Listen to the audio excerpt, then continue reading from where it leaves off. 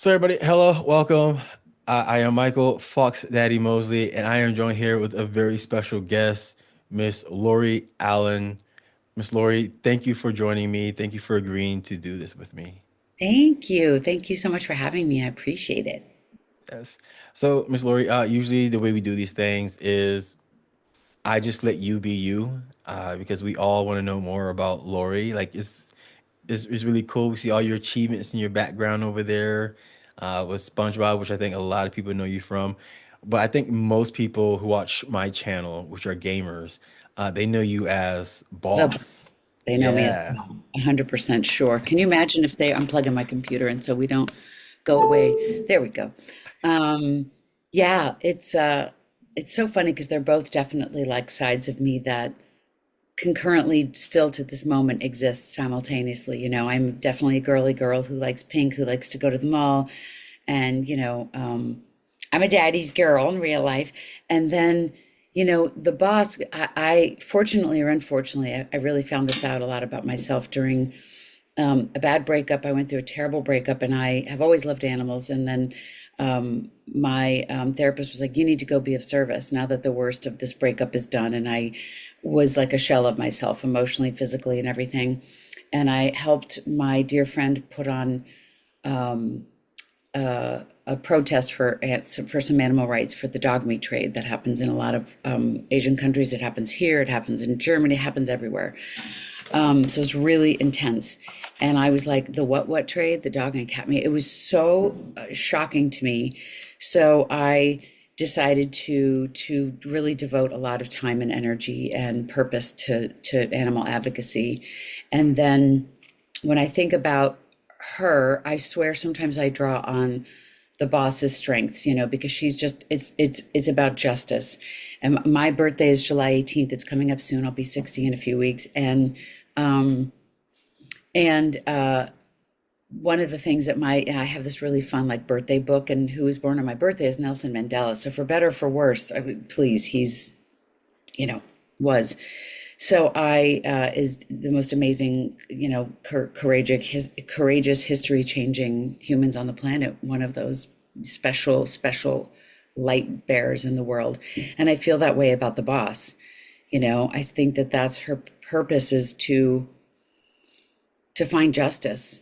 It just is to find justice, to create justice, to teach others. Her as a mentor after she's gone, she'll do what she has to do, whether it's defection, all those things, to really train Snake and instill those morals in him, whether she has to disappear or be a lone wolf. So there's that part of me that really relates to her, and I think that's what's so cool when you're drawing upon characters is there's a part of you in that character, and my dear friend Tara Strong says this, and it's so true, that have to marry.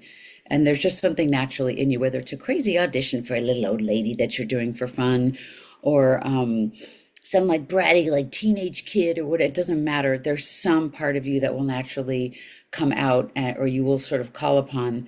And I just wish that the boss, I just wish that she was able to be a real person. I wish she, versus our horrendous um, leadership in this country, if she was a real human, she would shape us right the heck back up. She would straight everybody out on course and say, you are here as a public servant, um, and you must be loyal to the end, and you must get in the battlefield and fix the shit that's totally effed up. And then the lightness of Pearl, So, and my character, Diane Simmons on Family Guy, when I was on that show for over a dozen years, that's based on my mom because she's a voiceover person. Oh, I grew up in the DC, Maryland area, and both my parents are actors. They're both retired now. They're both, getting their after SAG pension. So I grew up in a household where if I said I wanted to be a lawyer, doctor, something, they would have thought I was absolutely crazy. So I'm very lucky that way and very grateful. Um, my dad is one of the funniest people. He's got this crazy, fabulous Jewish, like Borscht Belt sense of humor that is so funny. And he's a director and a great voiceover actor. And he's a wonderful jingle singer. And he plays and creates music. He's always waking up every morning at 88 and playing the piano. And my mom is a voiceover actor.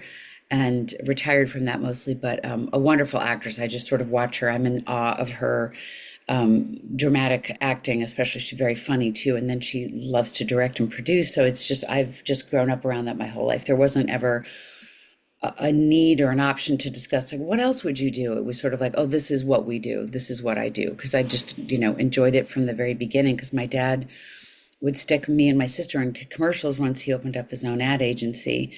And that was really a blessing. So, like, my pension credits, as you start to get to a certain age and you're like, I wonder what it's going to be when I take my pension, my credits go back to 1971. Oh So wow. I'm very grateful. So I have been doing this, for, I think I'm like everybody's zeitgeist of either pop culture or their heads, whether they've heard me or seen me. Like, I've been around doing this for a long time, and I'm great. I'm so grateful. I mean, I'm truly, truly so grateful because I'm still, finding like new roles, new voices, literally and figuratively at this age. And it's, the voiceover business in particular, well, any career in the arts, there's going to be ups and downs, big ups. There's no way to predict that. So you have to really kind of know that from the get-go and not be in it for like, what can I get from this business? It's what can I give? How can I keep a steady head on my shoulders throughout the highs and the lows so that everything will be in place for you as a human being,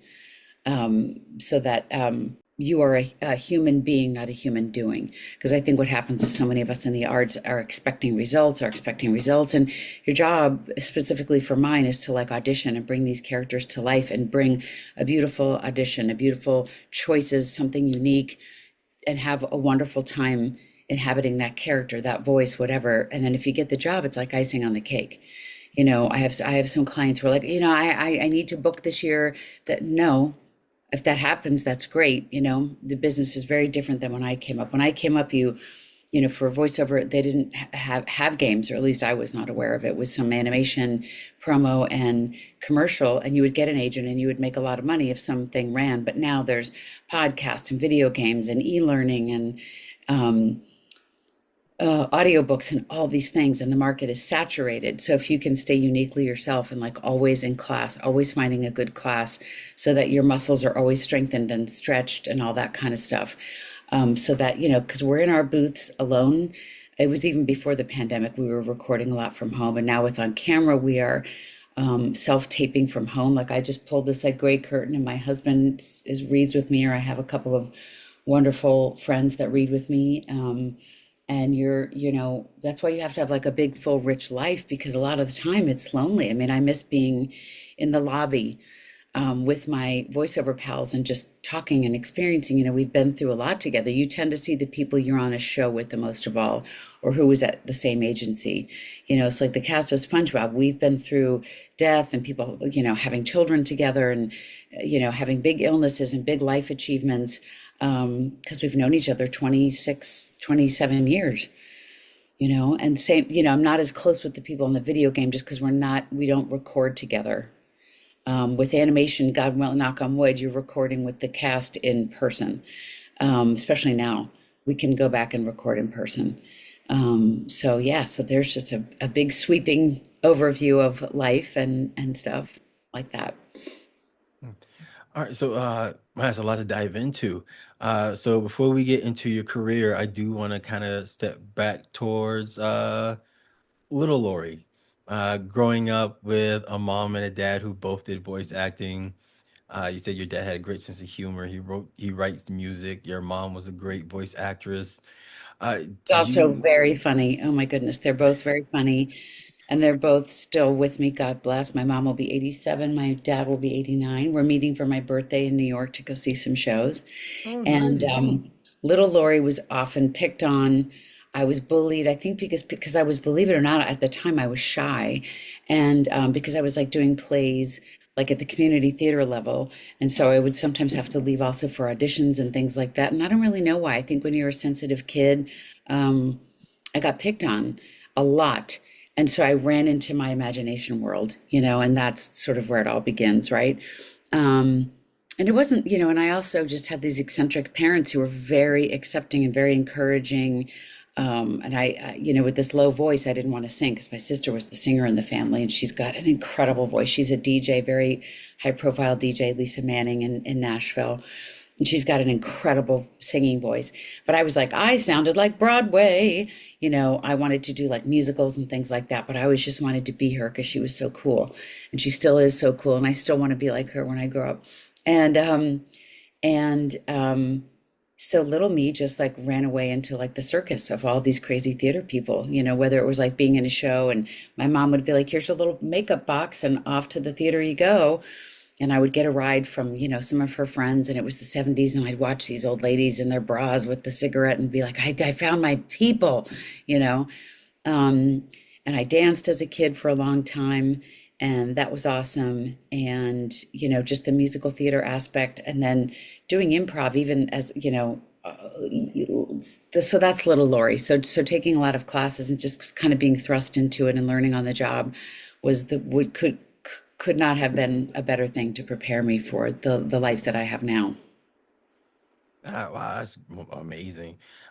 So speaking of little Lori and the practices you went through, did your mom and dad like personally give you lessons before you went to these other classes, or they just like you had to do this, you had to learn on your own, or you had to Well, find I your own just watched path? them do it. I just watched them do it. And it's Okay. literally my DNA, like the thespian stuff on both sides. My grandfather was very close to vaudeville, and my grandmother on my other side, my mom's side, my maternal grandmother was like a speech and debate and theater person too. So it's just, I got to watch, and I would take direction basically from whoever was giving direction in a play or at a commercial session or on commercial on camera or voiceover. So I just learned and took direction, and I just was able to watch. And hold on, the light is hitting me at such a weird bright spot. It's giving me a headache. So I'm just gonna lower the blinds a little bit. Yeah, I forgot to Um, even turn on my lights.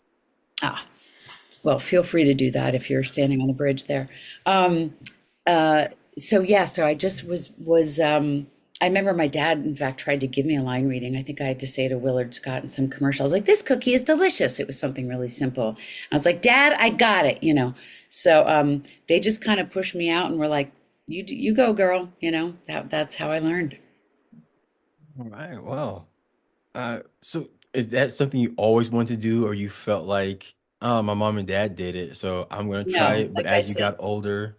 no, like I said, that was just always what I was just, it was just the only thing that was ever in my system to do. If I did anything else, I'd be a makeup artist or a producer, or like a vet. Those are the other things. But those weren't even things that I entertained because I started working when I was in college, and I graduated. I went to two schools. I went to Emerson College, then I went to NYU, and then I had a teacher at Emerson who really suggested that I move to New York. And then I had a teacher. I remember I had enough credit, so I thought. But at the time of graduating NYU, the dean of the department was this very waspy lady, and then it was like the dude that was in charge of like the experimental theater wing. And so he's like, Lori, he was so funny. He's like, you have two credits left and you're already interning at an agency, and you're also doing this big thesis about Jewish American musical theater. And he said, you are good to go, my friend. Because he's like, if you wait until the summer, until the fall to take those other two classes, and the next spring, he's like, you should be out there working. So he also kind of did what my parents did, was just like kick me out of the nest. So I'm grateful for all those people, places, and things and events that sort of led me to be able to just sort of enlighten the path that was already set in motion. Mhm. Well, with music and theater being a big part of your childhood, and even now, you said your sister does music. She's a DJ. Have you and your sister ever collaborated and done anything fun with one another? No, that's such a great question. We should. We do when we're home and we sing around the piano with my dad and my brother. I love her voice. Like she sounds like Winona Judd meets, I don't know, she has an ease with her voice. She sounds like Bonnie Raitt, not so gravelly, but she's just incredible. She's a total classic rock chick. She sounds like a very not so scratchy, like Stevie Nicks. Like she's just a great singer.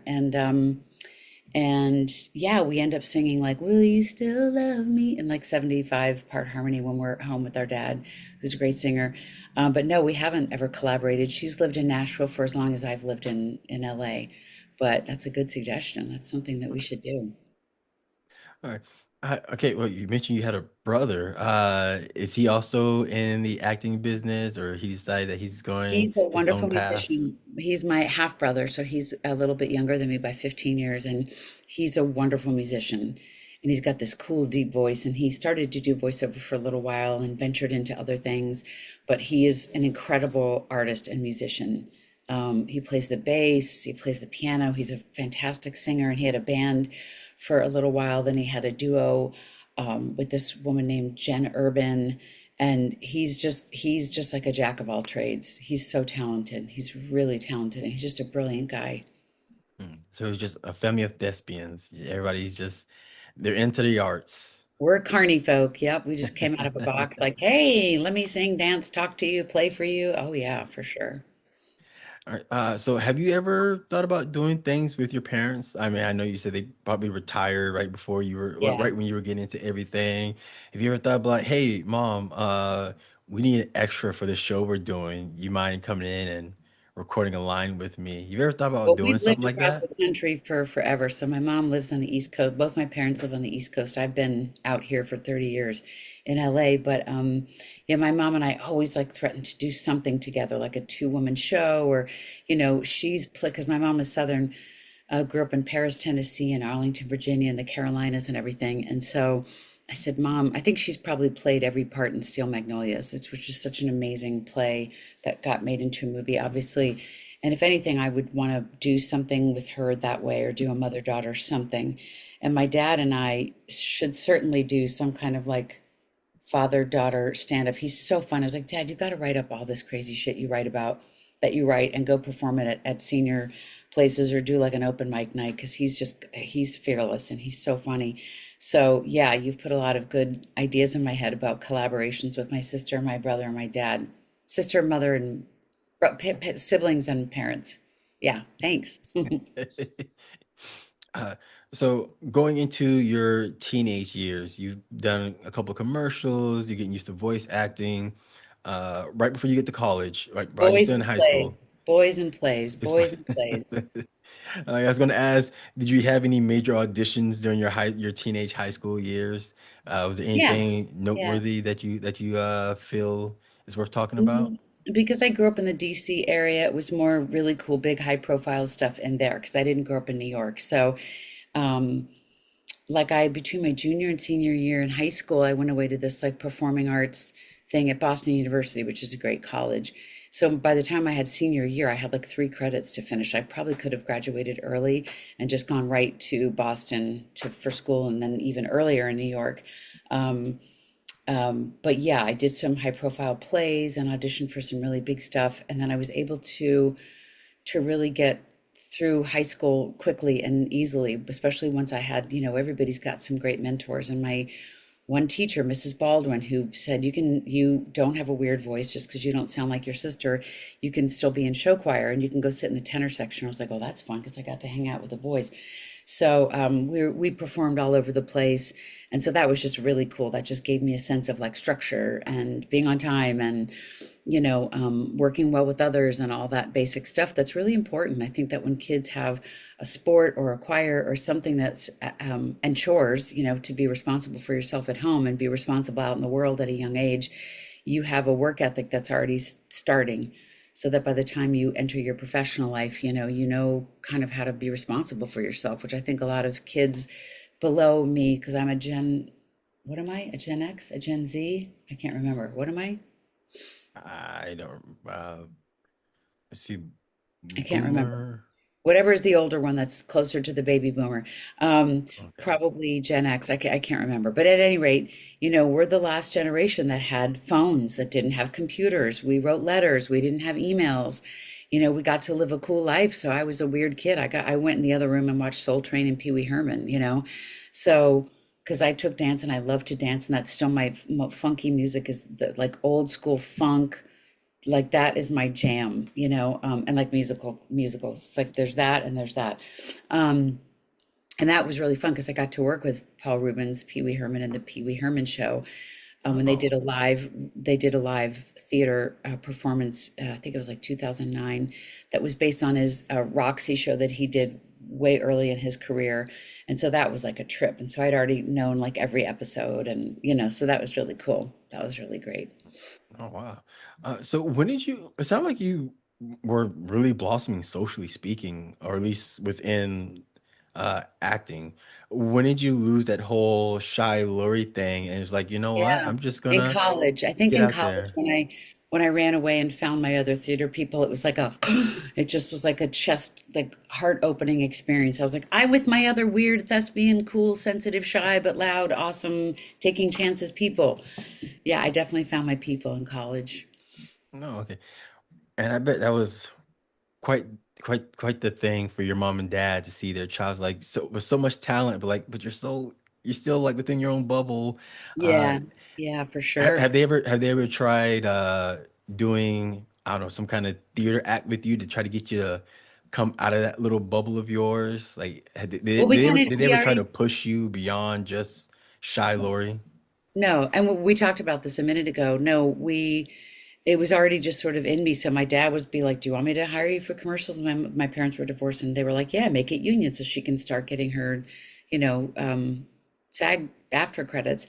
And so there was no need for them to do that. I think that they both recognized I was a really sensitive kid. I was a sick kid. I had an autoimmune thing, and um, but like I said, I think at the end of when I had this one teacher who was like, you can sing, and then going off to school, my parents have always been big about like, I've had two jobs since like eighth grade, so I've always had a strong work ethic. And I think when kids, like, when there's that fine line, right, between babying your kids, being a sensitive parent, but also just giving them responsibilities so that they can go out in the world and not be like, terrified. So they just instilled that in me. And I think during that sensitive time, by the time we all sort of knew what that meant, because it was a different time, it's a different time. I had found my people. And I remember at Emerson, a lot of people were just like doing drugs. It was the early 80s. And I was like, I'm rowdy and I'm silly and I'm fun. But I was like, that's not my thing. So I remember going to New York, and then there was a whole other round of that.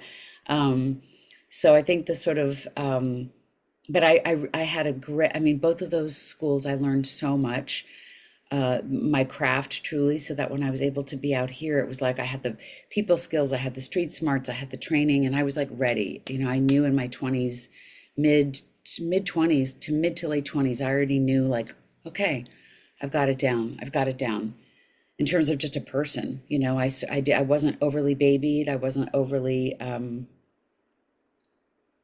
fawned all over either. So I just kind of, I knew, I'm very lucky. I knew what I wanted to do, and I had the support of how to do it because I saw such great role models.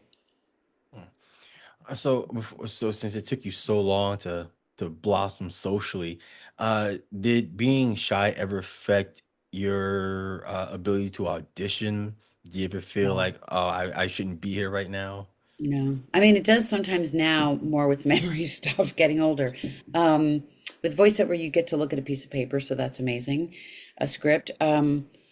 No, no, because I could pretty much beat that shy thing was just one of my younger years, like more in elementary school. I was far from shy. I think if any of my friends were to watch this, they'd be like, that's hilarious. Or they just didn't know, or I hid it really well. I think that's part of that too, is like trying to overcompensate. And then I was just funny and hilarious to try to avoid getting picked on or whatever else. But then that naturally is like a huge part of just my personality, is being outgoing and um, um, and picking up on people's energy and just, like I'm an extrovert, and even my husband is even more so of an extrovert. I'm like, can you come inside and stop talking to all the neighbors? But he's just a lovely, lovely match for me. Um, yeah, the shy thing has gone quite far away now. So at this age too, it's about, I want to find more balance, because being such an extrovert and running and running and running my whole career from my early 20s to now I just want some more peace, not necessarily quiet, but my nervous system really craves a little more serenity, which is good. So how does that affect the now? You said that you want a little more peace, but in the world that you're probably in, I don't think there's a whole lot of peace that you can find because you're always looking No, for there is, work. 'cause I can say yes to certain things and I can say no to certain things. And a weird blessing that's come from always working from home is that I have the choice of when I want to record, when I want to do a self tape for on camera. Um, and really focus on my physical health. I had a crazy ankle injury and a back injury, so I'm either like in PT, rescuing dogs, and it's really like I have an extroverted husband. I'm like, honey, we got to put our phones down, our schedules down. We got to plop in front of the TV, or we got to just, we got to write our gratitude list, or we'll read a spiritual page, from our like codependency book or whatever. So it's a matter too of like my tribe has gotten smaller. My friends, before it was like a lot of quality and things like that. Um, and I coach, so that helps a lot for me to mentor and give back. That just keeps my head screwed on straight because it's an inherently narcissistic business. And then I like to be of service. My thing happens to be animals. So making sure that I don't overextend myself. I have a tendency to really overextend myself. So when I can just bring it in and look at this crazy schedule of mine for this month, I mean, with Toy Story or whatever, and I'm traveling to New York, as I mentioned, in a few weeks for my birthday. Like this weekend has been a crazy blessing of a week with Toy Story 5 premiere and events and interviews and things like that. So like I have a date with myself to just hang with me, not even a friend, just with me this weekend. And for Father's Day, my husband is going to go see a Dodgers game. I get migraines out in the sun. So I was like, bring your daughter and your grandkids, and that'll be fun. And I'll meet you guys for dinner. So it's really making sure I carve in time for me. It's almost like you have to put it in your schedule. It's not, self care isn't necessarily getting your nails done, although I always love that. But it's more like, am I meditating? Am I getting to the gym? Like tonight, I'm taking a Pilates class at the gym, and I'm going to go sit in the steam room afterwards and just breathe. So it's a matter of that. And like I said, my core group of friends has gotten smaller. They've done the work. They've gone to therapy. They've gone to any kind of 12 step. Like just make sure that we are. I just abhor small talk, as my friend Brent says. I'd rather have a meaningful conversation like the one we're having than just a shit ton of small talk. Like I want to have meaningful talks about, like I have a friend of mine, we were talking about aging last night and our aging parents, and self-care and all that kind of stuff. So I want that stuff is like, food and fuel for the soul at this age specifically. So how do you balance all of that out? I mean, there's just that was so much to deal with between family, friends, uh, husband, kids, animals, acting. That's a Yeah, I lot don't that you I got to do. don't have How do kids. you? Well, like I said, it changes from day to day. For me, it's about being physical. It's about resting. It's about like, did I get to the chiropractor? Did I meditate today? Was I of service at some point this month, even during a busy month? Did I post something about animals if that's all I can do this week? Um, am I checking in with my parents? Am I checking in with myself? Am I checking in with my body? Am I realizing that this week was a lot in all the good ways, but it was still a lot just energetically. And when I go high, I go high. When I go low, I go low. So that's why I have a date with myself to just be. Um, and and yeah, and just like I have this book on like healthy aging that's on my desk, and about like this crazy stretch book, and just it's like all that kind of stuff to where I know I'm feeding my soul with only good things that I'm reading, and getting off my Instagram, like, just, what I mean. So just finding some balance. For me, it's about balance, and sometimes it does with this career and with just life in general. You can't always find the balance, or it's more of a struggle for me to find the balance. But eventually, I don't want to just, at this age, I also don't want to just spend life like recovering from having a busy life. So I get Right. to create. I'm in charge. I am in charge of creating my own peace and wellness. Not anybody else. Nobody else can do that for me. I have to do that for me. How does Lori find time for herself between everybody that you obviously care for? Do you just shut out everybody, just shut out the world? Do you No, I just just say yes to a lot of things, and I'm able to have better boundaries and say no. Like tonight, there's two things I would love to go to. A friend of mine, Rebecca Davis, is a fellow voice actor. She puts on this great like VO mingle thing every month because we don't always see each other. And an animal activist friend of mine is performing tonight, Simone Reyes, and she's absolutely brilliant. And she's raising money for these. If you've seen it online, my friend Wayne has an organization called DXE, Direct Action Everywhere, and they were able to shut down this farm that breeds dogs, beagles, especially for because they test on beagles because they're so docile. So you always want to make sure you're using cruelty-free skincare and anything that you put on your body and in your body. And anyway, she's performing tonight, raising money for this organization that was able to shut down this farm. So for an example, tonight, my this new gym that I joined open, and they're having this complimentary, Pilates class, and then the steam is open and all that stuff. So tonight I get to say break a leg, and that was all my dogs. Ooh, I have three rescue dogs. Get it, guys. Oh. And if I yell shush, they won't stop. If they see somebody, I want them to. Okay, Finn, come here. Good job, Finn. If I tell you good job, come here. Good job, you've alerted me. Finn, look at me. Finn, come here. Good job. No barking. Good job, guys. Good job. Come here. Say hi. Say hi. Yes, there's Nova. Oh. And she's shedding so much. So she has a shed shirt on. Good girl. Good job letting me know. Not too many kisses. Because then you like try to kiss my whole mouth. Okay, good girl. Good My girl. my husky used to do that. Yeah, good girl. Good job. Good job. Good job. And she puts her paw on me. Look at that. Oh, No. love you so much. She was going to be sent over the Rainbow Bridge, and we said, nope, I love those eyes and that face. I'm Oh. going to get you out of the shelter, which is what I did. Can I have kiss? Kisses? Thank you. Thank you for the burp before the kiss. Arr. Okay, off. Good girl. Good girl. Bye, Um, Nova. bleh. So yeah, they're all shedding. It's making me crazy. So I have these shed shirts and they look like they're on some baseball team or something. Anyway, so yeah, I just like tonight, I'm unfortunately going to, but I get to say, Simone, have an amazing show. Thank you for all you do. And Rebecca, I love the way you've brought the voiceover community together, but it's been a harsh week. I can't wait to see you next month. I don't need to people please anybody at this age or in general. I wish I could have told my younger self that. You can say yes, you can say no, right? So I'm doing more of those things to keep a balance. So was that just like a real problem you had in your 20s and 30s? Oh, 20, I would say 20s and 30s because I got successful so fast. And even into my 40s, and now I'm like, ah, it's just a natural thing that comes with age, my friend. You'll see. Well, I have a pretty small circle, so I don't have to worry Yeah, about too yeah, I much. hear that. I hear you. So when it comes to your career, uh, do you enjoy voice acting more? Do you enjoy They're both. They're coaching both. more?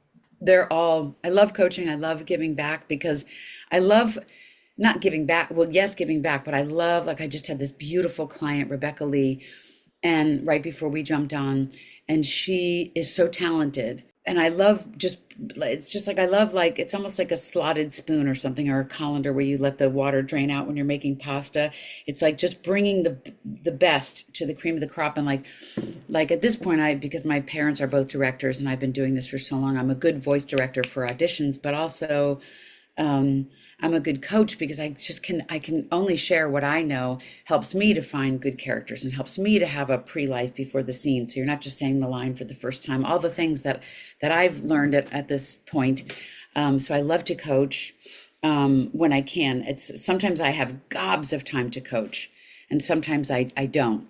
And then I love equal parts. Like I auditioned for this crazy show. I can't say what it is on camera, and I have a callback, and it's all because I am a big improv comedy person, and so I love the excuse me, I love this crazy show. I had to make up this character and then just improv, and I had to improv very strictly for 1 minute and for these two scenes for this character. And I had a friend read with me in particular that wasn't my husband, no offense, honey, who I knew would just give me good prompts and just kind of, And so I have a callback for this because she's just out of her mind, and it's so fun to be able to do something that's just that weird, you know. Um, so yeah, I think equal parts love for all the different things that I like to do, for sure. All right, so sticking with your acting career, a lot of younger kids, actually, not gonna say younger kids. I mean, sure, younger kids now, but kids my age, we grew up watching How old are you? SpongeBob. How I old are am you? 37. 30? Yeah, I'm 37. Yeah, 37. perfect So age. SpongeBob came out in 1999. 99. Yep. Hmm. So my generation, we knew about SpongeBob. We grew up with SpongeBob. I I'm hate to so say it, glad you did because we're still going 26 years later, season 17, season 16, season 17. that's Yeah, crazy. it's wonderful. I mean, I would have never known that auditioning for Family Guy and SpongeBob in the same year would be a life altering, literally the trajectory of my career. And I'm so grateful to Seth MacFarlane. I'm so grateful to Stephen Hillenburg. May he rest in peace. He was such a humble, genius, lovely man who created SpongeBob, and he had an untimely death of like just that was just so sad. He loved being at the records, even in his even when things were not going well for him health wise. And he's just a remarkable human, you know, just a remarkable human. So you just you just thank your lucky stars, you know. And you also, on a business side, you know, you like I went to school with some, you know, like I went to school with Max Muchnick, who's the creator of Will and Grace. And so I made sure that when I first came out here that I said hi, so that he hopefully would consider me for anything that he did, and he did, for Will and Grace and a bunch of other shows that he did. And, you know, so you want to make these connections with people so that when you do get the opportunity to do something that it's, and hopefully it sticks. And in my case, it has, knock on wood, knock on whatever else is around me. But yeah, that show in particular is such a joy-filled show. It's ridiculous. It's so, I mean, every single time I walk into Nickelodeon, because it says hello when you first walk in from the parking structure, you're like, this is amazing. Every single time. There's not one time, even from home during the pandemic, there's not one time that I'm not like, this is amazing. I mean, every single time I'm like Pearl when I go to record. It's, and you're watching these brilliant people in the booth with you, and you can't stop laughing. And there's so many episodes, and like a new team, a younger generation of writers too. It's just, it's crazy. It's the best job in the whole wide world. When I started talking about interviewing you, um, I didn't know you were actually Pearl. Mm, I never thought about looking up Pearl's voice actress. So I was like, no, you guys said I was going to talk to Boss. I was like, oh yeah, well, here's a list of all her things. I was like, oh my goodness, Boss is Pearl. Like, okay, that's yeah. pretty That cool. always makes some fans mad. They're like, what the hell? Come on. But I have like some great fan art. If you can see it, that's a TV guide thing. Where is it? And I have to wrap up soon, my dear. But this, like, I love fan art. So I love framing some of the stuff of the boss. Oh, that's cool. She's absolutely beautiful. I got to cosplay her last summer in New York because they were celebrating Konami in the US was doing the re-release of the third game. And Hmm. so I got to, they were like, would you, I jokingly said something like, well, she's hot. I'll cosplay as her. You know what I mean?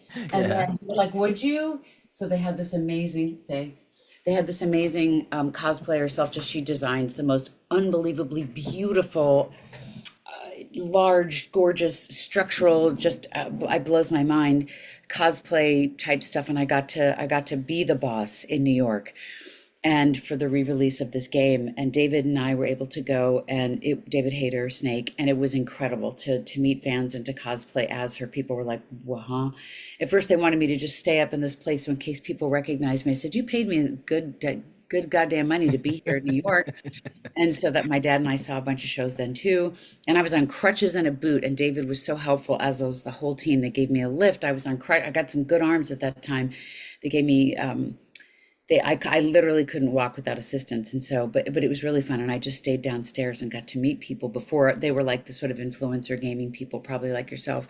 So that was amazing to go be the boss in real life. That was pretty cool.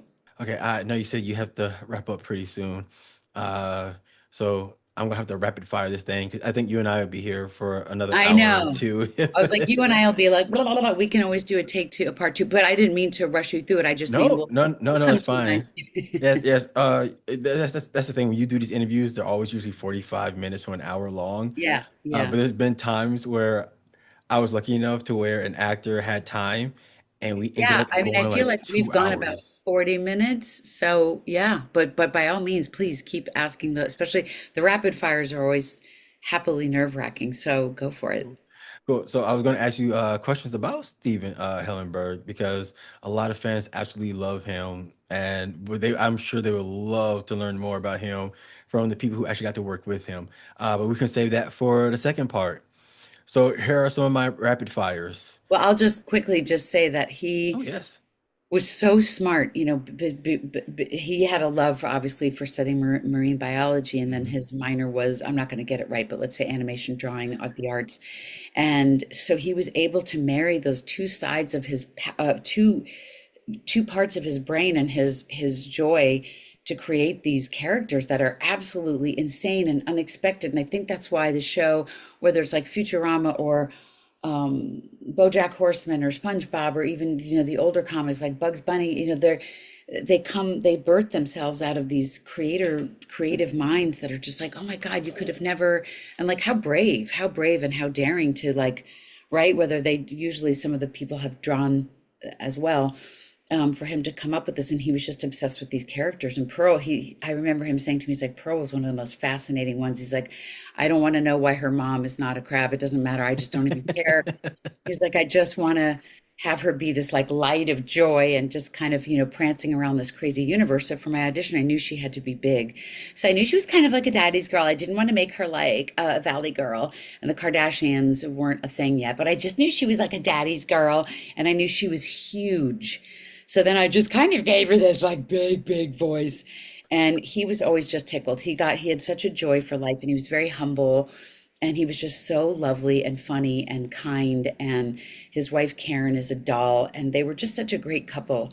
And he just would get that joy and pride. He'd be like so proud of us actors. Can you imagine like having a show birth from your imagination, and that it would last this long and and affect millions and millions and millions of people around the world?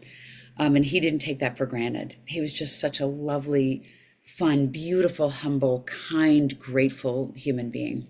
Yeah, in the second part, we're gonna do like a whole section just about him and SpongeBob because I would love to talk more about your experience working with him. So okay, I'm trying not to keep you for too long because you and I will end up being here for 2 more hours. I'm chatty, Uh, sorry. no, that's okay. That makes interviews fun. Like people are here to listen to you, so I'm sure they do not mind. Did you ever get a chance to meet Hideo Kojima? Yes, I did. How was it? Um, I mean, because you talk about brilliant minds. That guy's mind is something else. I don't know that I knew the gravity with which that game was going to be and or still is. But I remember knowing there was a lot of there was a whole staff and a whole entourage of people at one of my sessions, and Chris Zimmerman Salter is basically your actor in your ear, voice director in your ear, because with video games you don't always and even some animation, you're not always in the booth with somebody else recording. And so when I came out, they showed me some, and then I looked at him, and there was a translator, and it was just, we had a big hug, and he was like, "You are perfect," and I was like, "Oh my God," for this role.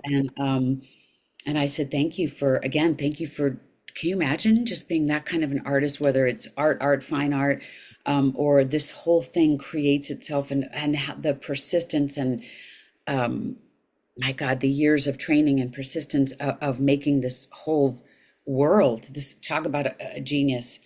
So that was really exciting. I only met him once, but it was really something. I knew at that moment, I was like, oh, dang, like, this is, this franchise, this story, these relationships, her relationship with Snake in particular, obviously, is something that is in a world that he has created that is just like none other. That is so incredibly special and layered, and I think it's such a it's really came along at a time where the artwork has never looked more beautiful. The inner life of these characters, when she stops down and talks about the history of the United States and the what and all of that, and her relationships, and why she defected, why she was going to, all the things, and the ending part of that game, and all of it is just, it's so rich. It is so rich, and it's about the relationships. I think he was just absolutely groundbreaking with these games. Just is an understatement. I don't even have a word for it. I'm hoping one day I can get an interview with Hideo Kojima. Because the way people talk about like his brilliance, like seeing it Yeah, in the video game is one thing, but actually meeting the person and yeah. picking their brain and trying to figure out. Because I've read interviews where they're like, "Yeah, I tried picking Hideo's brain. I don't know." Yeah, that's not his thing. That's not Yeah, his thing. He would rather just go off and be a fabulous, his brain, I mean, his art is his whole being. yeah. He grew up with movies and television. Like Hmm. that was. Yeah. Oh man, but yeah, I would love to meet him. I love to do an interview with him. I think honestly, I think getting an interview with Hideo Kojima might be like the crowning jewel of my career if I can Yeah, get that to yeah, happen. for sure, for sure. Okay, so yeah, you got to meet two brilliant, great creatives in two different fields. Um, so speaking of creativity and things lasting forever, you are in Toy Story 5 as Bonnie's mom. So this is the big thing. I was kind of saving this for last, but man, I know we have to do rapid fires for this. Toy Story 5, how was it coming back after all these years just Just do a cute. magical, absolutely magical is the only way I can describe it. It's just, and it's a huge honor, and it's absolutely magical. It is an absolute, truly an honor to be a part of the Toy Story journey, because I don't think it's ever going to end. It's there's so many things that why the movie is so important, why the movies, first of all, I love that they're always exploring it from some of the different characters sort of points of view, if you will. This is Jesse's story. Mhm. um, and it teaches us all the love not only for toys but for each other. There's always these very layered but nuanced lessons about how to, in this case, this movie too, how to be a good parent. She's a very shy kid, my daughter, in the movie, so how to support her but also how to let her find her way. And the loyalty that the toys, their job is to make their kid happy, is to help support them and grow alongside them. And so the messages are just not only beautiful and tear jerking, yeah, of course, but they're very and whimsical and fun. But there's, like, even when I did Inside Out, I mean, those were some important messages. The little girl runs away from home because she doesn't feel supported during a move, and all this, and finding her way in Inside Out too when she's a teenager. Um, um, and the Toy Story in particular is really is a pinch me moment, especially because I just came off of that. But the joy machine that it is something so special, and it came out of just being in a Walla group, a Pixar loop group. And it's very intimidating. We have to talk about taking an improv and having some moxie and some courage to audition in front of your fellow voice actors. It's an absolute pleasure and delight to work alongside of like Lorraine Newman and Mindy Sterling and all these just incredible voice actors. And then you'll get like a little pop out role, if you will, that turns into something like this. It's just it's crazy. And then each different writer director, there has been rather a different writer director on each one of these, which is extraordinary to work with them and learn the style in which they, that they direct and how their brains work. So that's what I would say to other voice actors too, is be able to take improv class, just to, so you can be fast on your feet and confident, but to be taking workshops so you get used to taking direction from all sorts of different types of people, so that you're confident and fast on your feet, and that you really are listening. You have to really listen to what the director is wanting in that particular, that particular scene. And Bonnie's mom happens to be very thoughtful and fun. And I love in this episode, this movie rather, she's like, Shh, get away from the door, because she's trying to find a friend that's just like her to play with. And I love the word play, because like when I was little, you'd say, hey, Michael, do you want to play? Do you guys want to play today? And you would say, do you want to play?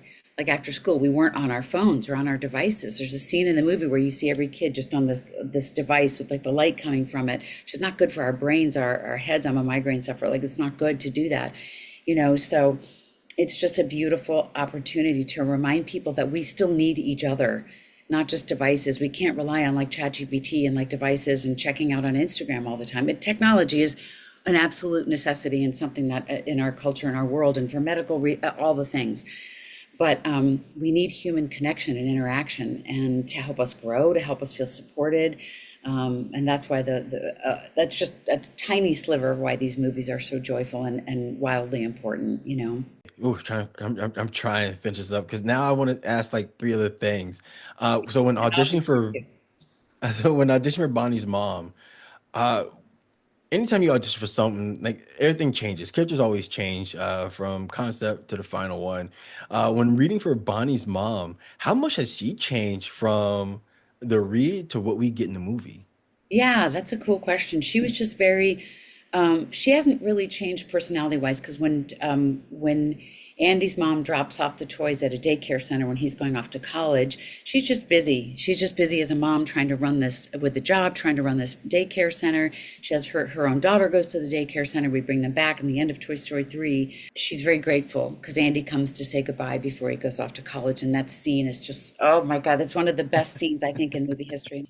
She's also kind of goofy. So in Toy Story 4, they take this great road trip adventure, and she's like, honey, the directions. She's just like a spunky gal like myself, and always trying to really let her daughter learn these life lessons. And then in Toy Story 5, she's able to say, like, one of the scenes that just is so important and tear jerking to even me, not because it's a scene with Bonnie's mom in it, but she turns around, she's like, you're not in trouble. I just need you to tell me how you feel. I need you to tell me the truth with what's going on this online bullying situation, which is very real, which is a very real thing. It's the struggle of how parents balance. They take a long time. They do a lot of research, and whether they want to get her this iPad, LilyPad device. And because they want her to be a kid who has this big imagination. And what's great about the movie too is that the tech gives ultimately helps assist her in finding her, getting back to her true self, and then just kind of letting the toys and the tech sort of work together, which is really what life is about now. We work alongside of all of our technical stuff and all that. So she's having to adapt as her daughter gets older, because I think in this movie, I actually coach a lot, so I actually got to coach the superstar little actress Scarlett for her role, and I can only imagine what's going to happen as she gets older in the movies to come, and their relationship. Wait till she's a teenager. Like, I know the mom in Inside Out, when her daughter's a teenager, that character, I'm in the mom's head, but the mom played by Diane Lane, she has to be a little tougher with her, because teenagers, once those hormones kick in, you and me included, right? I'm sure I was not an easy kid to deal with. That.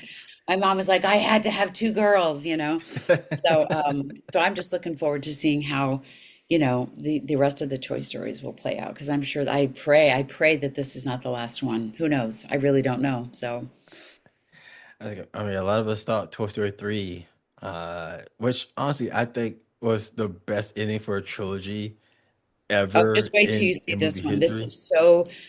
Oh, Joan Cusack is like my comedy idol, but she's just so wonderful as voicing Jessie, and her whole journey is really quite something. I do love It's- Jesse, so yeah, I'm yeah, I'm I'm looking forward to that, to yeah. see It's Jesse's it's a story. beaut. It opens tonight. No, it opens tomorrow night in the theaters. Yeah, Yeah. I'm gonna go. Maybe that's what I'll do. I kind of want to. So this weekend is about me regrouping from a busy couple of weeks, and I might just go see the movie by myself so I can sit and cry and laugh. Yeah, because it's really something. All It's right. quite funny. It's quite beautiful. It's really funny. Yeah. And I remember when no, see, I'm doing it again. We're gonna end up being here forever. Okay. Okay. I, Okay. I, Okay. I know you already. Okay, all right. Last couple of questions. We're gonna go more to back to Lori. For those, and I ask this to every actor and voice actor that I interview. For those who are getting into the business, starting to practice doing voices and Acting whatnot, class, improv class, and then vet out your teachers like myself and other people, so that you are in voiceover class. You have to know the trends, whether it's commercials. You have to be able to be in a fun animation class that feels safe, to be able to let the natural voices and characters that already live inside your head. You have to watch. You have to know the trends in voiceover. It's a very real read for commercials.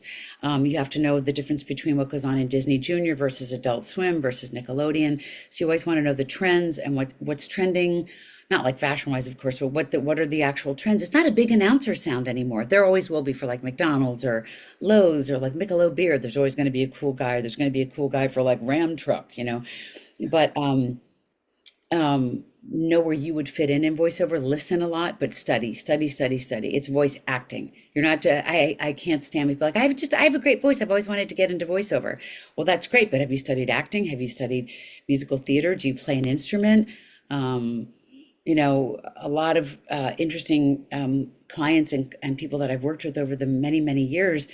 Musicians tend to be really good at voice acting because there's a rhythmic thing that they have in their body already that can because when you're doing a coaching, or if, like I was just working with this girl in a coaching thing, and she naturally could just find levels. If there's an evil queen, she's not going to be evil the whole time. She's going to have one moment of doubt, you know. If you're like a nerdy kid who's trying to get attention, you're going to have 1 minute of having bravado, of trying to like, you know, stick up for yourself, right? So I think it's important to always be in class, to always have and take different class, so that again you can follow direction from different people. So that's really my advice. Awesome. All right. So one last fun question, and then I'll set you free, and you can go about and have Lori Day. Um, has there been a role that you auditioned for that you really wanted but didn't Mm. get?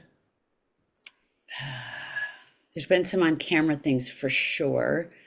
Um, the character, the very funny character, Karen and Will and Grace, my friend had that in mind, I think, for me, because he coached me a lot before and I didn't get it. And that was heartbreaking. There was a pilot that I was on with the wonderful actor Mark Feuerstein, and I was cast, and then I was a lot of the women got recast, and that was hard because we had such strong personalities. That's what the show was about, and they're like, all right, someone's got to be a bit of an alpha here. Um, Voiceover wise, there isn't one particular standout thing that I knew about, because oftentimes you don't know what you're auditioning for. I mean, you know what I mean. You don't know Mhm. until later. Um, I can't think of something in particular that was a big, strong role that I wish I had gotten. I had a great experience in auditioning for Family Guy, in that I worked with Seth as he was graduating college. And so we did like a pre-Family Guy project of his that was brilliant, called Larry and Steve. Oh, And I yes. remember testing for Lois, like, oh, Peter, that role. And I didn't get that, but I got Diane. So that's probably a role that I would have really loved doing, you know, because that would have been a series regular. But I love Diane. I love doing Diane for all the years that I did. That was awesome. Oh, wow. Well, that's great. I did not know you tried out for Lois. That Yeah. it'd have been very interesting to see your version of Lois. And Yeah, that's a good point. I don't know what she would have been. But I knew she was definitely from Rhode Island, and since I went to school in Boston, I knew that accent had to come out somewhere. That she'd have to have that. I could no more tell you the man in the moon. It was so long ago. But yeah, Alex Borstein is, oh my God, she's so funny and so talented. She is wonderful. It's so fun to watch her career. Those of us who, thank God, thank you God, truly thank you God for being able to still create characters, 3 decades into my almost 4 decades. Well, no, I've been doing it since 1971, so my whole life pretty much, you know. all right, so Ms. Laura, before we let you go, is there anything that you would like to talk about with everybody? Your work with animals, any uh, organizations that people should be aware of that you think deserves to be supported? I Anything you would like think, to? yeah, I think the one thing that's so important to me right now is the Riglin. I'm not going to spell it right. I think it's Ridglan. Riglin Farms is this huge dog breeding company that I mentioned earlier, where they breed dogs to test on them, and they're usually in large part always beagles because they're so docile to check. So they rescued 1,500 dogs. So any way that you can look on social media to find a way to support my friend Wayne and DXE, and they're kind of radical, the protests that they do and all that stuff, but to support them, even $5, so that they can then go out and support. They had to rescue these dogs out all over the country and maybe even out of the country. Um, to support that movement, because the farm got shut down. So any kind of activism can even be a repost, or even just knowing about what goes on, especially for me, for animal cruelty. That's how I was able to adopt a more plant-based lifestyle, because the animal cruelty situation, I think just knowing that when we tear down more trees for more animals, they're vegetarian, they're vegan. So if you're going to, the emissions that cows let off naturally, and what we need is the trees for what they emit naturally. And then when the cows emit naturally, it doesn't work. It doesn't work. So we're plowing through the trees to have more cows, for people to eat meat, for people to have high cholesterol and heart disease and diabetes. So it doesn't make sense. You can't love the environment and be a climate, yay for the climate, if you're still eating a lot of animals. It doesn't make any sense. It's completely diametrically opposed. So I say support anything you can do to support, just going meatless Mondays. Really try to adopt a plant-based lifestyle, because the minute I did, in my 40s, I feel like, not to sound conceited or anything, but I feel like I put a pin in aging. It's helped me to age just this much more gracefully, and also to really support my friend Wayne and DXE, and all the any of the animal organizations. If you can just put, like, that's what hashtags are good for, is like put in the Riglin Farm or the Beagle testing and find out where they are, how you can help, how you can donate, and helping stop the dog meat trade, which is sort of an awful thing to even think about. But there's in China and Korea specifically, there are these, it's the Yulin Dog Festival, which is clearly not a festival for the animals, but they torture them and do all sorts of horrible, horrible things. They breed them, they steal dogs out of people's yards to have them for food. So I know a big organization that I support is Animal Hope and Wellness. A dear friend of mine has posed as a buyer of meat, and he had to go in and see some of the most horrific things. So where there's torture involved, which to me, even if you knew how factory farming, and when you're having a burger, if you really want to be graphic about it, what they do to jerk off a ram and then shove it into the female cow and impregnate her, that's what you're eating. You're eating like rape and torture. So hate to be so graphic, but if you really, like, people like, oh, I don't want to know. Well, of course you don't want to know, but that's what you're eating. And so I didn't know. And once you know, you're like, holy, oh my God, I don't want to take that in my body at all. You can have an Impossible Burger, it tastes the exact same, and you're not eating torture. You're not eating saturated. Well, sometimes with the Impossible Burgers, those have saturated fat, so that's like a Friday night fun night. But there's black bean burgers. There's all this. There's just a million healthy alternatives that taste better, just as good as, if not better.